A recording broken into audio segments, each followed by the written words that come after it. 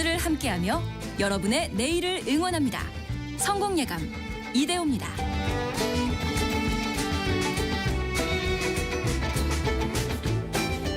성공예감 이대호입니다. 2부의 문을 열겠습니다. 성공예감 이대호입니다도 2부. 오늘도 2주년. 예. 오늘 또 특히 저희 성공예감 이대호입니다 2주년 맞아서 많은 분들이 응원의 메시지 또 함께 보내주고 계시는데요. 너무나 감사드립니다. 오늘은 제가 읽어드리는 그 메시지 모든 분들께 커피와 디저트가 같이 묶여져 있는 그 세트 쿠폰 나가고요. 또 5분께는 여러분 좀 응원해 드리려고 건강기능식품 와이즈 부스터도 드립니다. 부스팅을 좀 해드려야죠. 2795님이 대구에서 작은 중식당을 운영하고 있습니다. 아침에 출근해서 양파 까고 재료 준비하면서 항상 경청하고 있습니다. 성공예감 이대호입니다는 저에게 있어서 중국집에서는 없어서는 안 될 양파 같은 존재입니다라고. 감사합니다. 중국집에 진짜 양파 빠지면 안 되죠. 그럼 짜면 또 제 맛이 안 날 테고. 제가 좀 여러분에게 좀 눈물을 좀 드리네. 그리고 2623님. 자영업을 운영하고 있는데요. 늘 아침에 성공예감 듣고 싶어서 외근 일을 보고 오후에 내근 일을 보는 게 루틴이 되었어요. 일부러 나가실 때 이렇게 들으시나 보구나. 듣지 못한 날은 꼭 양치질을 못한 느낌입니다. 이렇게 보내주셨고요. 이법성님은 힘들고 지칠 때 우연히 듣고 계속 힘낼 수 있었거든요. 다시 한번 2주년 축하드립니다. 이렇게 보내주셨네요. 감사합니다. 그리고 5743 쓰시는 분은 광주광역시 개인 택시 기사입니다. 손님들과도 잘 듣고 있고요. 홍보도 한답니다.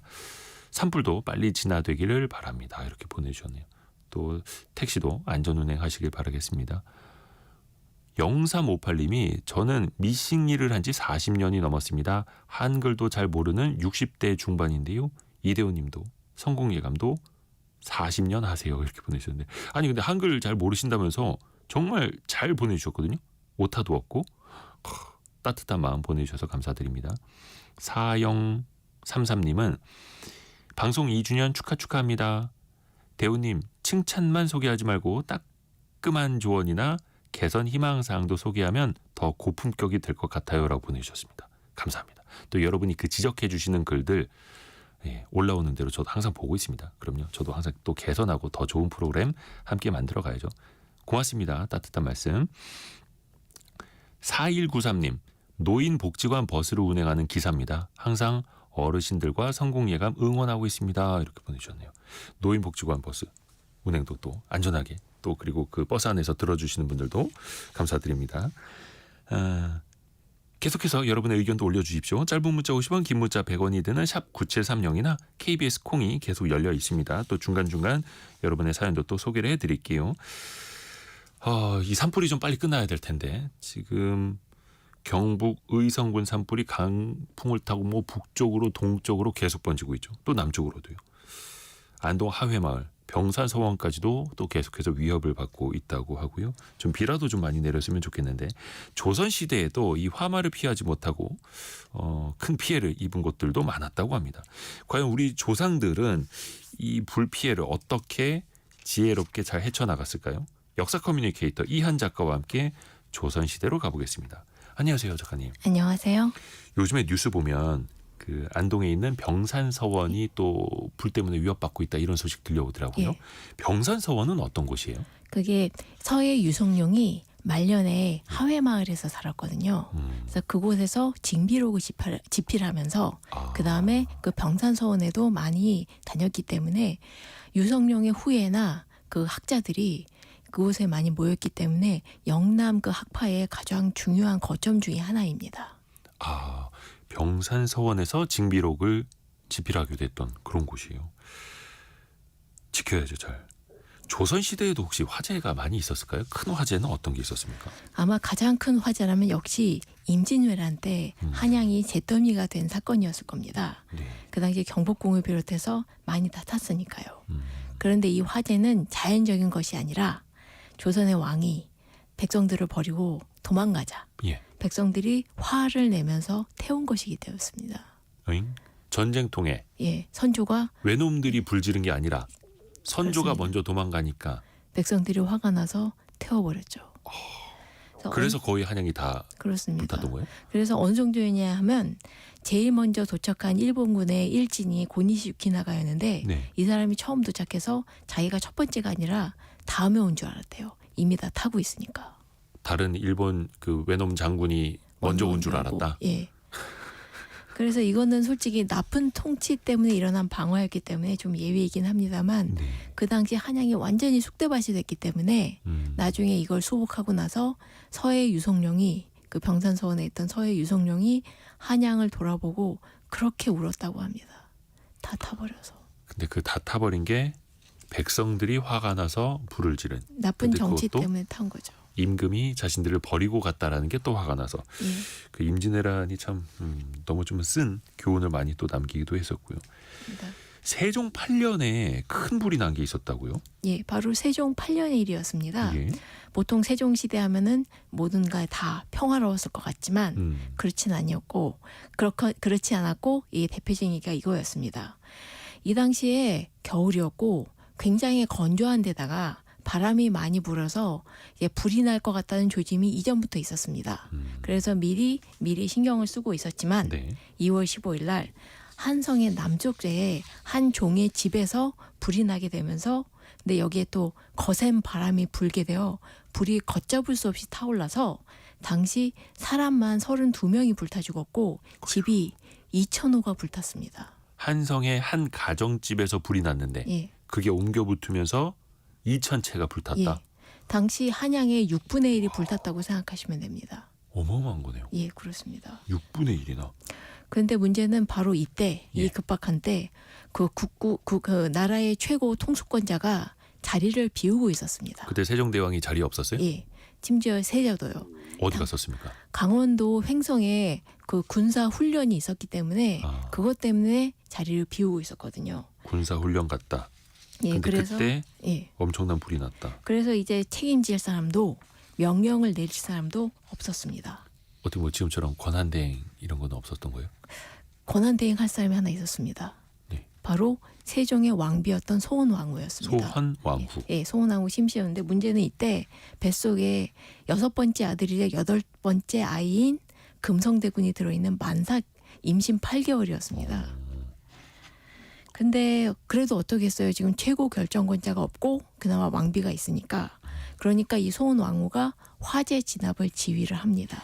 그때는 뭐 세종대왕이나 그 세자도 다 강원도 횡성에 군사훈련 갔으니까 전화할 수도 없고 예, 메시지 할 수도 없고 없습니다.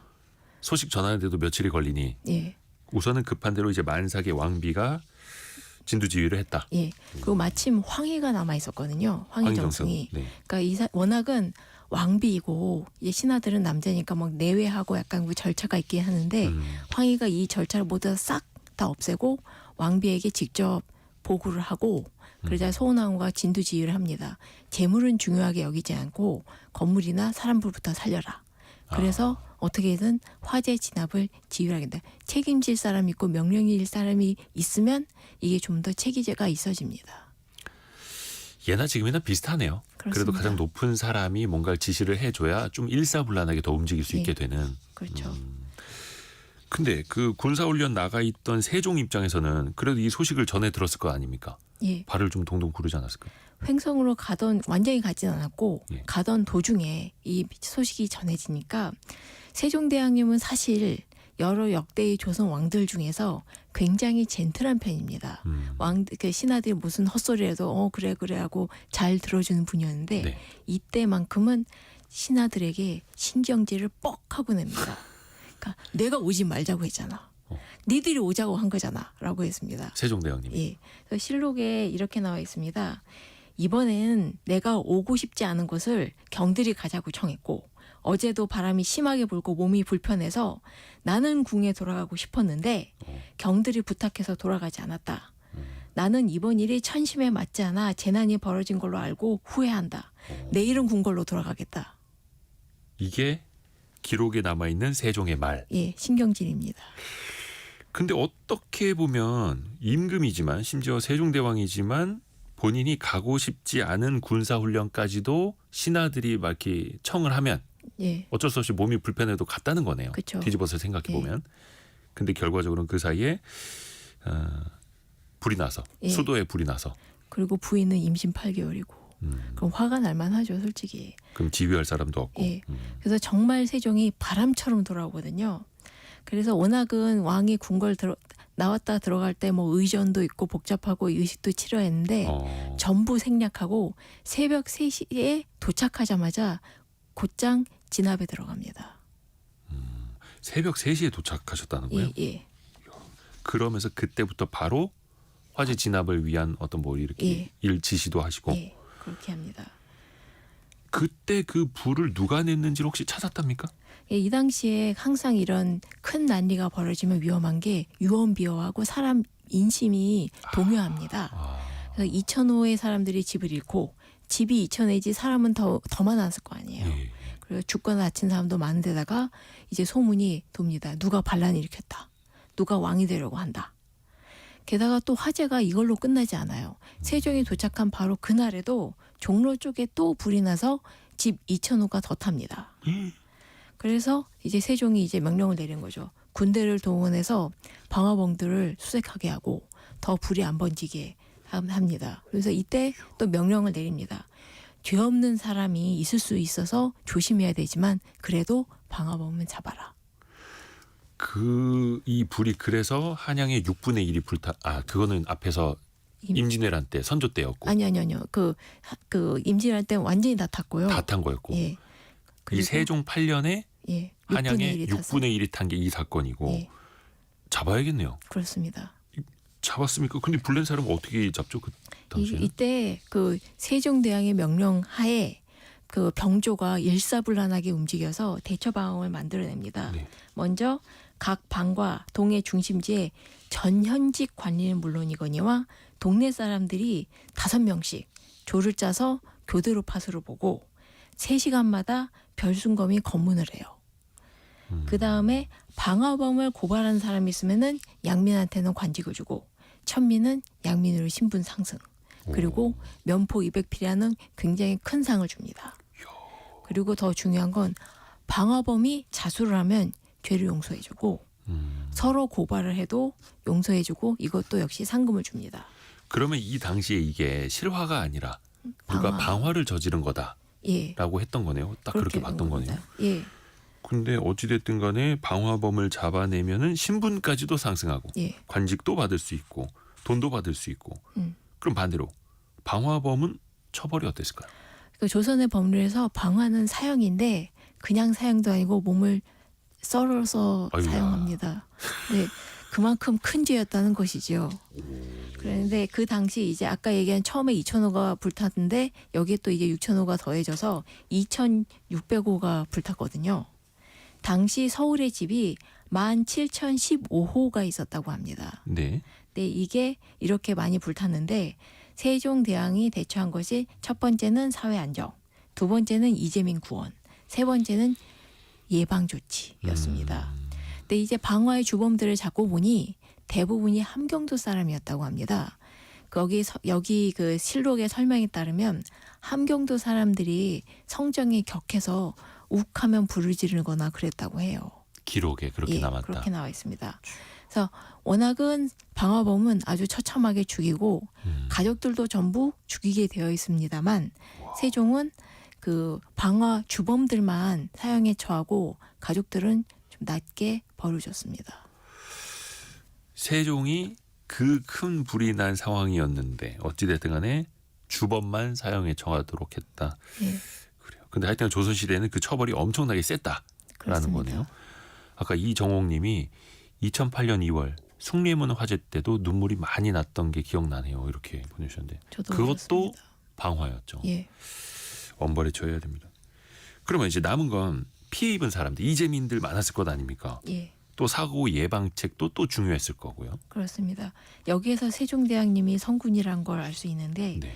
의정부를 시켜서 피해 상황을 조사하고 이재민들한테 먹을 걸 나눠주는데 어른과 아이로 나눠서 줍니다. 왜냐하면 어른들이 다 뺏어 먹을 수도 있으니까요. 그다음에 그 간장들을 나눠줘서 이제 소금 같은 거 이제 먹게 하고요. 네. 그다음에 기와를 싸게 공급하고 나무를 베어와서 집을 지을 수 있게 합니다. 그리고 또 이제 중요한 건 예방이죠. 네. 방화벽을 세웁니다. 서울 곳곳에. 그리고 그 가건물들을 철거해서 불이 번지지 않게 하고 10칸마다 우물을 파괴하고 거기에 물을 채워 넣습니다. 뭔가 굉장히 체계적이었네요. 그러니까 성군이시죠. 그리고 또 종묘나 이제 궁궐에 불을 끄는 기계를 설치했다고 하는데 네. 이거는 잘 알려진 게 없고요. 제일 중요한 게 지금의 소방관인 금화도감을 설치했습니다. 그래서 이거를 그 한밤중에 돌아다니면서 불을 살피게 하고 종로에서 이제 종을 쳐가지고 화재가 생기면 알리는 역할을 했습니다. 이거는 병조와 한성부가 담당했죠.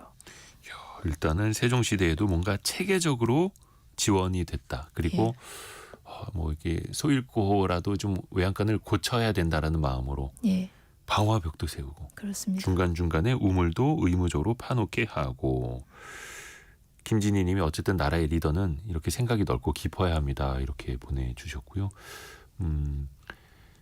아까 박수경 님은 조선시대 재난 지원이 있었나요? 이런 질문 주셨는데 근데 아까도 말씀드린 것처럼 음식을 나눠줄 때도 어른 아이 나눠서 주고 기와도 싸게 공급하고 예, 왜냐하면 이런 식으로. 그 초가집이 더 불이 많이 붙기 때문에 아. 기와를 그래서 준 겁니다. 그러니까 사실은 돈이 없으니까 초가집을 짓는 예. 건데 그래도 초가집보다는 위에다 기와장을 올려라. 예, 그렇게 체계가 있었습니다. 확실히 세종은 다른 왕들에 비해서 더 높은 평가를 받을 수밖에 없다라는 게 여기에서도 보이네요. 예, 예. 또 하나 자신의 책임을 또 인정하기도 했다고. 그렇습니다. 나중에 신하들하고 모여서 이 화제의 이야기를 계속 나눕니다. 근데 신하들이 좀 딴다리 긁는 소리예요. 아, 이게 무슨 뭐 하늘이 내린 징조다 뭐다. 그렇게 얘기를 하니까 세종이 이렇게 말합니다. 음양이 조화를 잃은 것은 내가 부덕한 탓이다. 내가 비록 변변하지 못하지만 대신들이 도와준다면 하늘의 재앙도 없어질 수 있을 것이다. 네, 이렇게 세종대왕님은 노력을 했지만 그 다음에 왕들이 부덕해서인지 궁궐들이 많이 타고 화재도 많았습니다. 임진왜란 때 아주 그냥 싹 다 타버렸고 그다음에 인조반정 때 이후에도 이괄의 난으로 경운궁도 타고 막 그랬습니다. 근데 사실 뭐 조선시대만 하더라도 이제 과학보다는 뭐 믿음이 더 많았을 테니까 하늘이 도와신 겁니다. 하늘이 벌하신 겁니다. 뭐 이럴 수 있었을 텐데 세종은 내가 부덕한 탓이다. 그러니까 그걸 자기가 책임을 지고 자신이 원망을 받는 것이죠.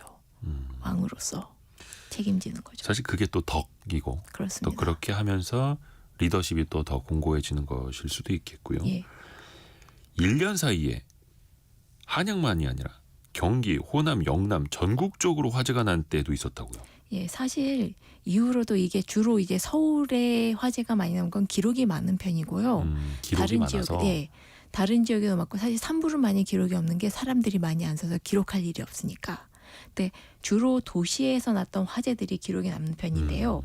이제 얘기했듯이 이제 나라가 망조가 들게 되면 이 화재도 많아집니다. 고종 1년인 1864년에는 경기도에는 영평, 연천, 가평, 경상도에는 의성, 함양, 성주, 전라도에는 용담, 남원, 그다음에 그 평안도도 평양, 고부, 고성, 중화 이런 모든 곳에서 화재가 발생했는데 이게 한 해만도 동시다발적으로 화재가 마구 벌어졌습니다. 근데 이런 것들을 보면은 이렇게까지 화재가 많이 발생한 것은 원래 화재가 있었지만 그동안 잘 보고가 되지 않았다던가 그런 게 있을 수 있고 또 고종 때면은 솔직히 조선이 많이 망해가고 있다는 즈음입니다. 그러니까 행정력이 잘 뒷받침되지 않아서 화재가 더 극심해지고 이 전국에 동시다발적으로 벌어지지 않았나 그런 생각이 듭니다. 화재가 유독 더 많았을 수도 있고 혹은 그게 기록에 제대로 남기 시작하면서 더 많이 우리에게 전해지는 것일 수도 있겠고요. 그래서 좀 더 종합적으로 봐야 하는 거죠. 그 당시에는 어떻게 보면 이제 산불이라고 하는 거 이제 도심지에서 났으면 어떻게 해서든 이제 끌 수는 있겠습니다만 산불이라는 건 거의 그냥 다 홀라당 태우고 끝날 수밖에 없었을까요? 그러면 진짜 왜냐하면요 그 당시 아무래도 우선 산에 사는 사람들이 별로 없고 기록을 남긴 것도 많이 없었던 것뿐만 아니라 조선시대 때 사실 많은 산들은 나무가 있지 않고 민둥산이 많았습니다. 옛날 사람들이 그 시 짓는 거 보면은 전부 가면 여기 민둥산 저기 민둥산 그렇게 기록이 많아요. 다 배연해서. 네. 그 이유 중 하나는 역시 그 당시 사람들이 땔감. 겨울에는 온돌. 그리고 아침 저녁 점심 밥할 때 그 나무를 떼워서 밥을 하지 않습니까? 네네. 그러면은 나무를 베어와야 되고 그 나무는 전부 산에 있죠.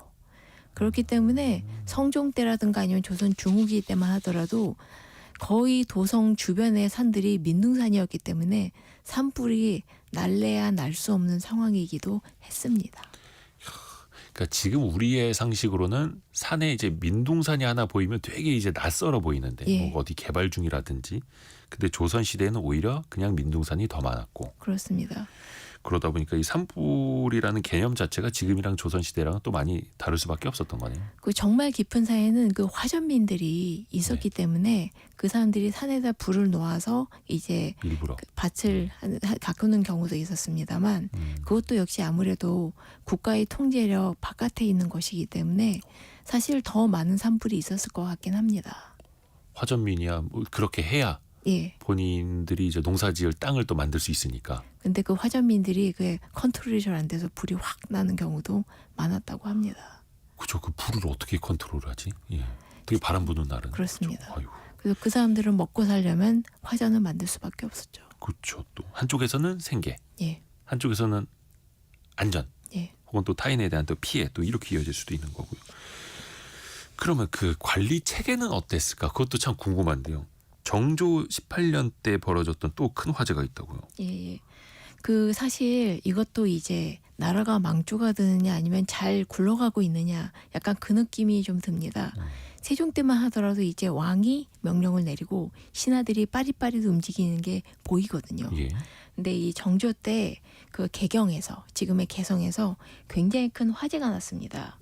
당시 개성에는 집이 2만 호가 있었다고 하는데요. 네. 그 중에 600호가 불탔거든요.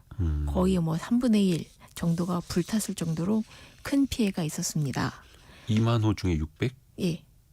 근 3분의 1은 아니겠습니다. 죄송합니다. 네네네. 아니네요. 그러니까 굉장히 많이 불을 탔는데 어쨌거나 작은 규모는 아니었죠. 그러다 보니까 이제 그 양위 어사라고 해서 정조가 신하를 하나 서유문이라는 사람을 보내서 당시 이재민들의 네. 상태를 살펴보고 네. 뭐 도와줄 게 있냐 없냐 알아보게 그렇게 보냈습니다. 근데 이 서유문이라는 사람이 조금 그렇게 열심히 일하는 사람은 아니었던 것 같습니다. 네. 그래서 일성록이라고 해서 정조의 일기에 이 서유문과 나눈 대화가 남아 있습니다. 그래서 그 서유문이 돌아와서 이제 물어봅니다. 그 개경에 불이 탄 넓이가 어떠냐라고 하니까 서유문이 대답한 게 다 작은 집이라서 그렇게 대단하지 않습니다. 그렇게 대답하는 거예요. 예. 그래서 별거 아닙니다. 이런 식으로요? 그리고 기와집 몇 개가 탔느냐? 그러니까 대답이 모르겠습니다. 였어요. 그래서 불에 탄 넓이가 몇 걸음 정도냐? 그러니까 글쎄요 한 100보 정도? 그런 식으로 정말 대충 성의 없이 말합니다. 이 서유문이란 사람이 개성 유수? 그러니까 정확히 말하면 이제 그 지금으로도 이제 재난 지역에 급파하는 그 위무하는 사람이었습니다. 지금으로 따지면 어떤 관직 정도 되는 걸까요? 그러니까 그 진두지휘를 하는 재난대책위원회 아, 장. 그 위원회. 재난관리본부 막 이런 거 만들어졌을 때. 예. 근데 이렇게 대충 말한 거예요? 예. 임금님이 물어보는데? 그러니까 다른 왕도 아니고 그 굉장히 화 잘 내는 왕 정조 앞에서 잘도 그렇게 말하고 목이 붙어 있겠다 생각은 좀 들긴 했습니다만 혼나지 않았을까요? 그러면? 그 자리에서는 혼 안 낸 것 같은데 나중엔 따로 혼냈을 것 같습니다. 근데 이미 여기에서 혼내기 전에 그 전에서부터 계속 혼났습니다. 이 서유문한 사람이 기록을 보면 장난이 아닌 게 계속 불러왔다가 혼나서 쫓겨나고 불러왔다가 또 혼나서 쫓겨나고 그걸 계속 그 왔다 갔다 그러니까 꼭 그런 사람이 있어요. 예. 일 못하고 그렇습니다. 대충하고 혼나는데도 안 고쳐지고. 그렇습니다. 아니 근데 그런 사람을 왜 지금으로 따지면 뭐 재난안전 뭐 대책본부장 이런 거로 임명을 한 거잖아요. 그 정조가 잘못한 거 아닙니까? 정조 전용 샌드백이 아니었나 그 생각이 좀 듭니다. 근데 그게 고스란히 기록에 남아 있는. 예. 그래서 이제 그 심지어 백성들이 힘들어하지 않냐라고 물으니까 이 서유민이 한 말이 개성은 워낙 백성들이 하는 일이 있어서 어렵지 않고 재해를 당해도 살 곳이 있어서 모두 안정되어 있습니다. 라는 식으로 굉장히 황당한 보고를 올립니다. 큰 불이 났는데 어찌됐든 그 사람들 살만합니다. 막 이렇게 대답을 한 거네요. 그렇죠. 그래서 정조가 그래서 아 그래 하고 넘어간 건 아니고요. 개성에 약 그 곡식 200석하고 그 다음에 여러 가지 운막도 지어줄 수 있게 하고 그 다음에 세금을 2년간 깎아줍니다. 그러니까 그 얘기를 듣고 이제 서유문이 그걸 전달하고 와서 백성들이 전부 좋아합니다 임금님이라고 보고를 하긴 했습니다. 약간 지금 특별재난지역 선포하듯이 예. 선포해놓고 세금이라든지 금융이라든지 여러 가지 또 이제 지원을 해줬던 거네요. 그렇습니다. 그 정조가 이때를 두고 한 말이 있습니다.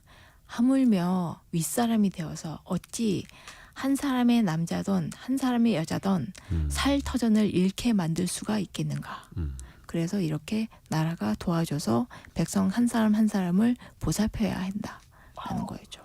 근데 그 화재에 대처하는 거나 뭐 이런 것들이 과거 시험 문제로 나온 적도 있어요. 그렇습니다.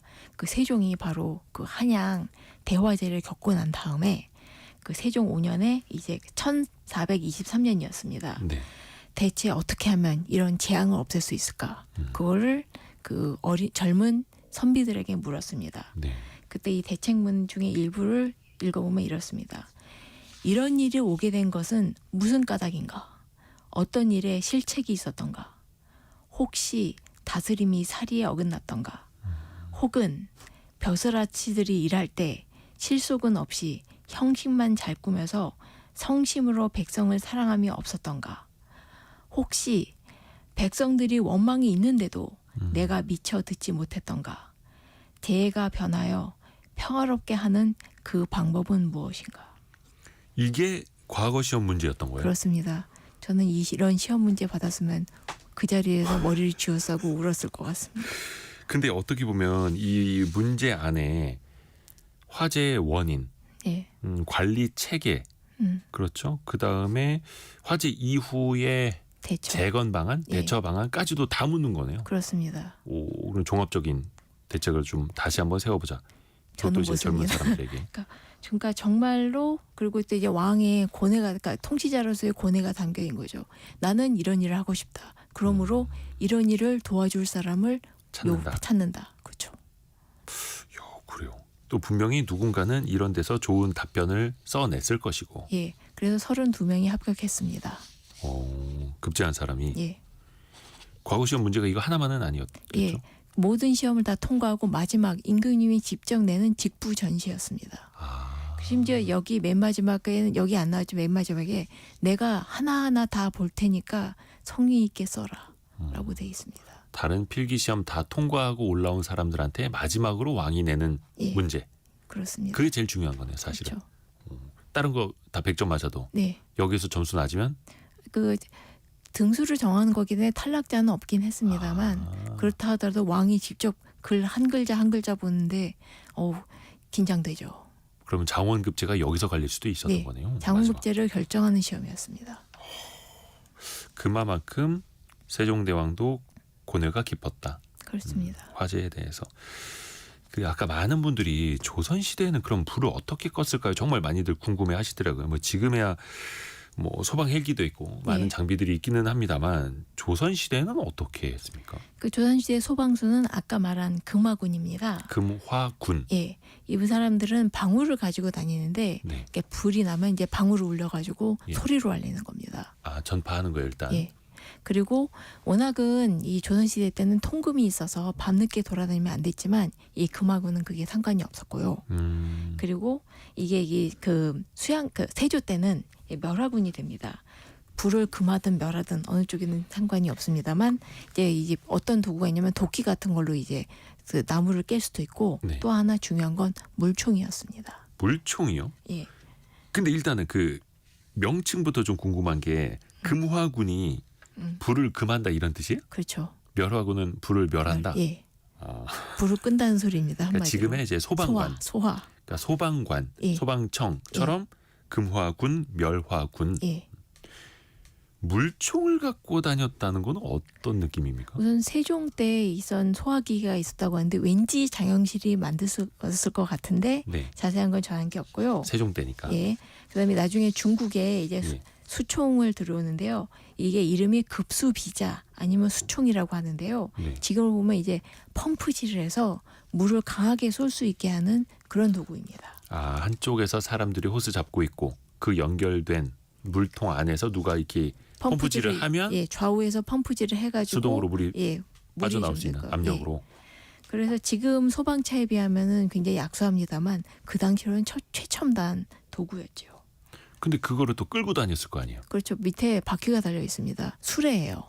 수레처럼 만들어서. 물을 담긴 수레인데 여기에 펌프질을 해서 물을 강하게 쏠 수 있게 하는 겁니다. 그 예전에 역사 드라마나 영화에서 본 것 같기는 한데 예. 그게 많이 꽤 있었을까요? 장비가? 그만큼 그러니까 필요하니까 예. 중국에서도 수입한 게 있었고 그리고 그 비슷한 물건들을 많이 만들기도 했고 만들어내서. 왜냐하면 이후로도 계속 조선시대 그 한양에서는 그 화재가 많이 발생했거든요. 그렇기 때문에 정말 그 멸화군이나 금화군을 비롯해서 이 화재를 어떻게든 빨리 진압하기 위해서 그 갖은 도구를 동원했다고 보고요. 그렇다 하더라도 가장 중요한 게 역시 물이었기 때문에 네. 그 우물을 파고 그 우물에 물을 채워넣는 것도 했습니다. 우물에다가 물을 채워 넣는 것도 우물이 왜냐면- 마를 수도 있으니까. 그렇죠. 왜냐하면 조선시대 갖고 그 서울에 모든 곳에 물이 풍족한 건 아니었기 때문에요. 그러니까 이제 지금 소화전을 군데군데 만들어 놓듯이 예, 우물 같은 것도 비상용으로. 예. 그건 근데 마실 물이 아니라. 그 불 끄기 위한 용도의 물이기도 했습니다. 그러니까 지방에 지금 이제 군데군데 다들 소방서가 있듯이 예. 조선시대에도 뭔가 소방서처럼 금화군을 위치를 다 해놨었겠네요. 그러면. 그 금화군이 보통 그 병조 소속이고 그다음에 한성부 소속이었기 때문에 예. 굉장히 지역에 밀착된 조직이었죠. 그리고 그렇게 중요할 수밖에 없었고요. 아 이거 근데 또 궁금하신 그 질문들이 많이 올라오고 있네. 그 고무 호스가 그 당시 있을 것 같지는 않았을 테고요, 그렇죠? 예. 김진희님이 호스가 있었나요? 고무 호스 이렇게 물어보셨거든요.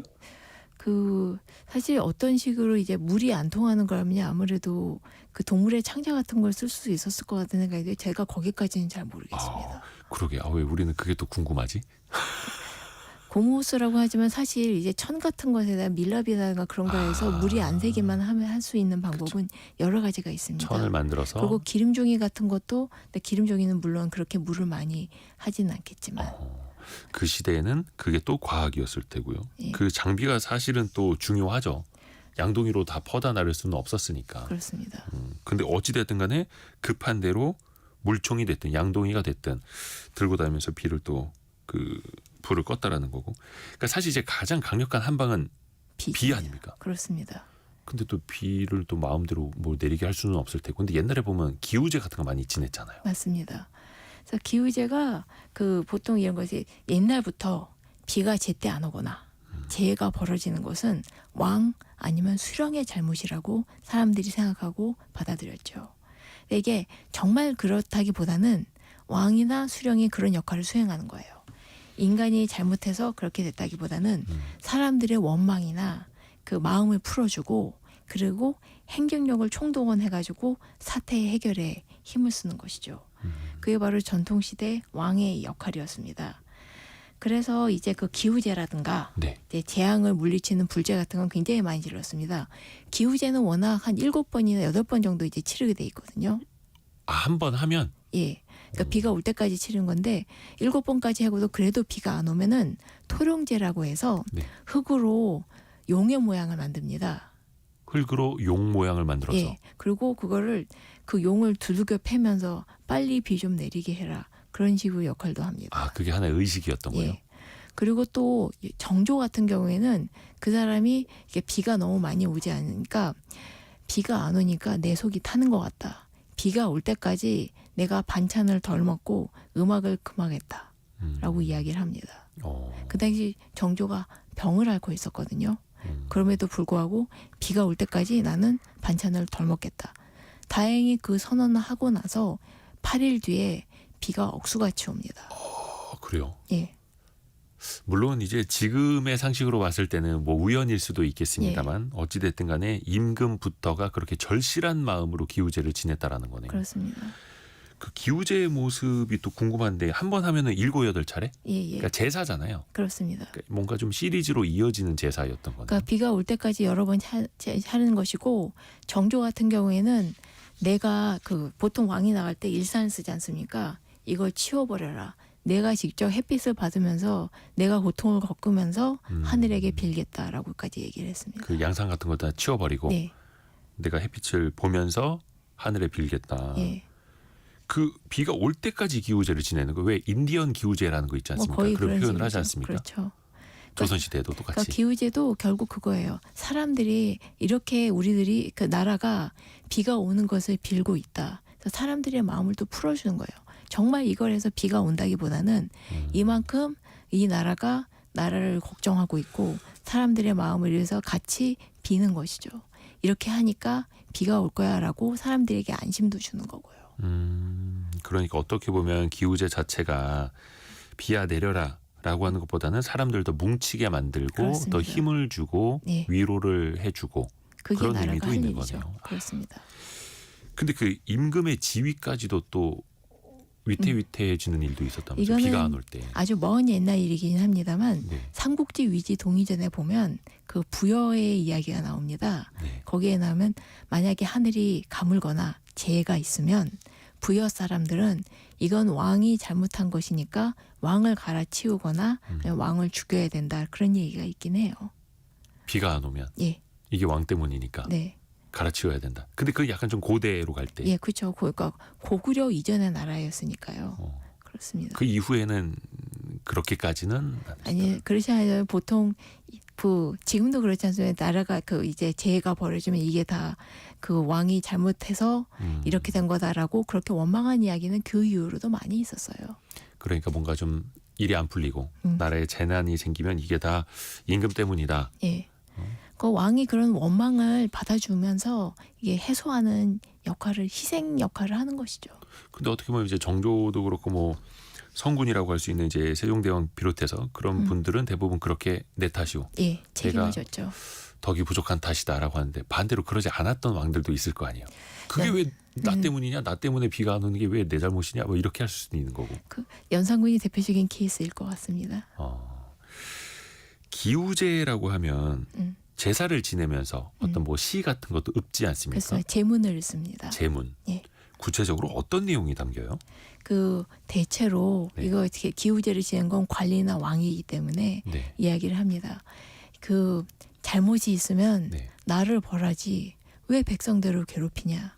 그러니까 재앙이 있으면 나에게 주고 비를 내려줘서 백성들을 편안하게 해달라.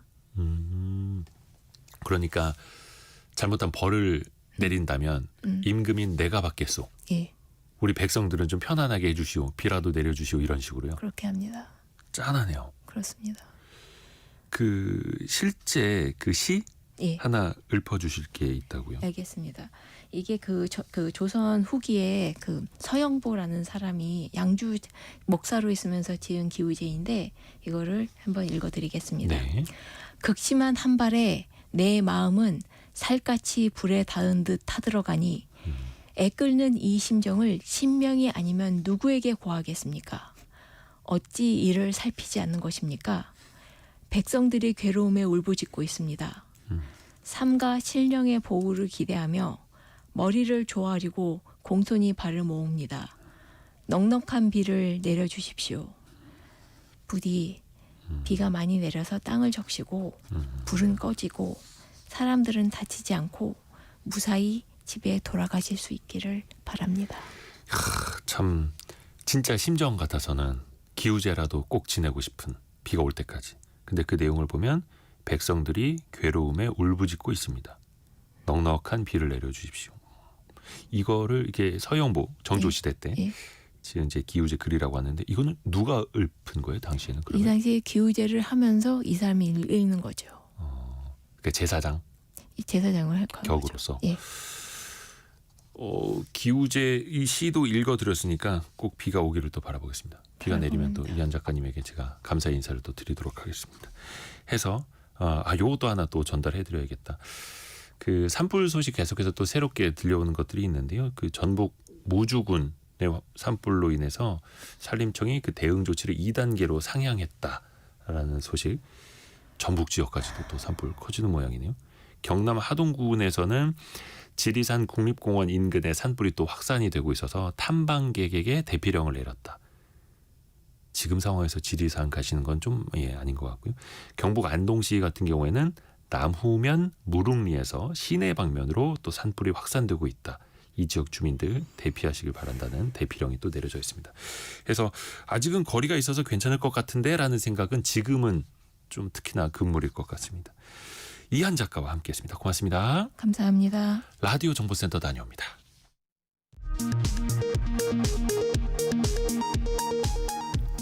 경북 북부와 경남 산청, 울산 울주 등에서 발생한 산불 피해 규모가 역대 최대 수준인 것으로 나타났습니다.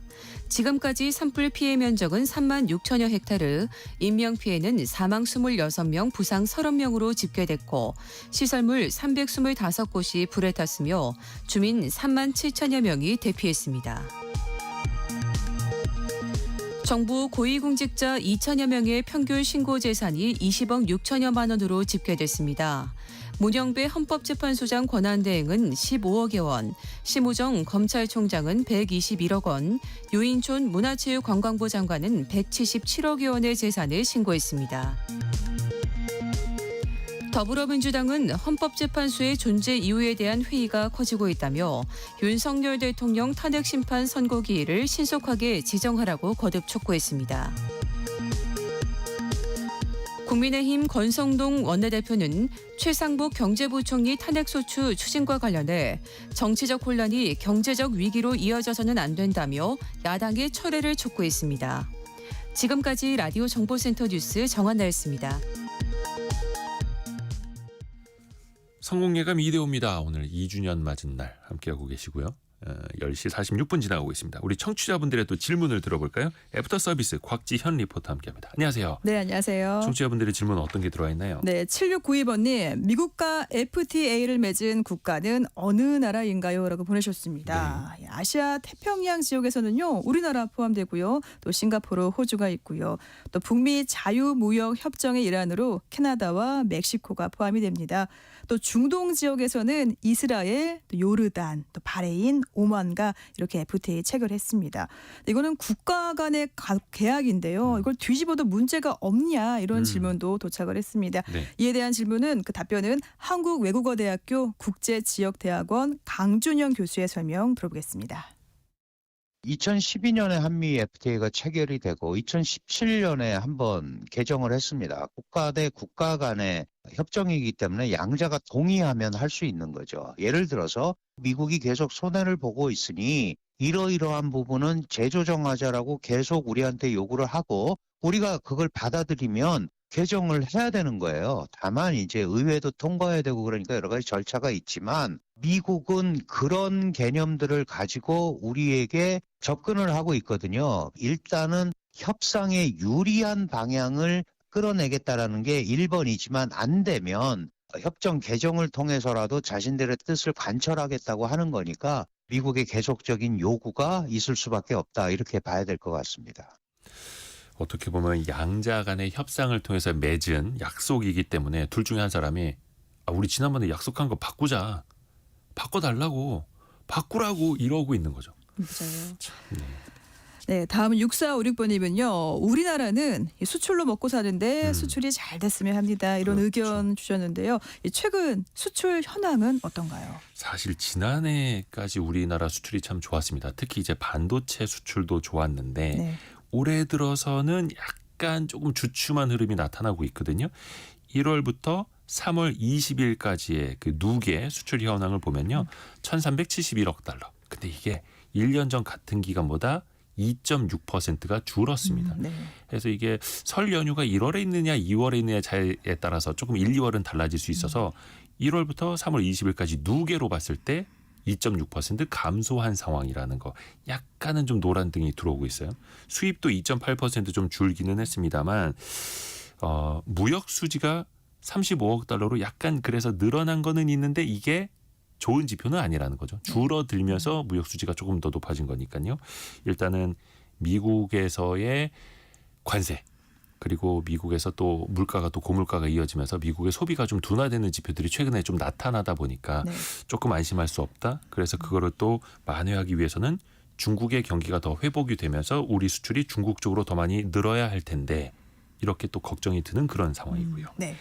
자, 다음은 9649번님은요. 2년 후에 전세금을 올려줘야 되는데요. 임대료 상한선은 5%가 맞나요? 라고 보내셨습니다. 네, 맞습니다. 그 임대차 입법 중에 하나 전월세 상한제가 계약을 재계약할 때 5%까지만 올리세요라고 현재 되어 있죠. 네. 근데 얼마 전에 저희가 요거를 경제상식 퀴즈로 전달해 드리면서 알려드렸습니다만 뭐 임대차 제도 개선 토론회가 어제 열리기도 네. 했었고요. 일각에서는 이거를 10%로 더 올려야 되는 것 아니야? 아니면 상한을 풀어야 되는 것 아니야? 좀 대안을 논의는 하고 있습니다. 하지만 이거는 앞으로 어떻게 될지 언제쯤 될지 아직은 솔직히 좀 보이지 않는 상황이고요. 그렇죠. 하나 더 들어볼까요? 네, 1920번님은요. 주택 임대차 계약 또 상가 임대차 계약 어떤 차이점이 있는지 알려주세요. 주택 임대차 보호법에 따라서 최소 계약은 2년 그리고 한 번 더 계약을 갱신 요구할 수 있는 권리가 있지요. 네. 그렇게 해서 4년이 되는 거고 상가 같은 경우에는 최소 1년간 보장이 되고요. 이 계약 갱신을 요구하면 최대 10년까지 가능하다고 합니다. 다만 이거는 2018년에 법이 개정된 이후에 계약을 맺은 것에 대해서 10년까지 상가 임대차 계약을 이어가실 수 있다라는 이런 차이가 좀 있습니다. 네. 오늘 곽지연 리포터와 함께했습니다. 고맙습니다. 네, 고맙습니다. 박안나님이 사회생활 멈추고 육아에 전념하는 주부인 저에게 단비와 같은 방송입니다. 이렇게 또 응원해 주셨고요. 9582님은 2주년 축하드립니다. 하루의 시작은 성공 예감이죠. 이렇게 또 보내주셨고요. 장경민님 아침 차리고 KBS 콩을 딱 켜니까 아이가 성공 예감 이대호입니다. 듣게? 라고 하더라고요. 항상 이렇게 또 습관처럼 늘 함께해 주셔서 감사합니다. 축하 격려 메시지 보내주신 분들도 감사드리고요. 내일 아침 9시 5분을 또 기약하겠습니다. 성공 예감은 오늘도 여러분을 응원합니다.